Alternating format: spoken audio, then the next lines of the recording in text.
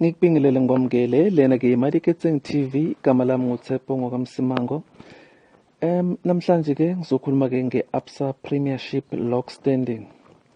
Mawubheka ke iKaizer Chiefs sesekunombolo 1 kuAbsa Premiership emva kama point angu-48, kanti ke iMamelodi Sundowns yena ke isalandela ngama point angu-41 kunombolo 2 kuAbsa Premiership. Mangibheka ke iMamelodi Sundowns yona ke isemuva ngemidlalo emibili emva kokuthi ke nayo kule mpela sonto bedlala imidlalo ye-CAF Champions League la yaphuma khona nge-aggregate score ka 3-1.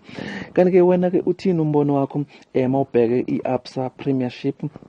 Ngabe ke mhlambe okuhlulwa kweKaizer Chiefs ngamaZulu lokusho ukuthi ke iMamelodi Sundowns seyinethuba noma mhlambe ke seyine-advantage yokuthi ke iwine yona indondo ye-Absa Premiership. Kodwa ke ukhumbula ukuthi ke iKaizer Chiefs isazodlala ke nayo ke iMamelodi Sundowns ngomhla ka-15 ku-April kuwona lo nyaka ka-2020.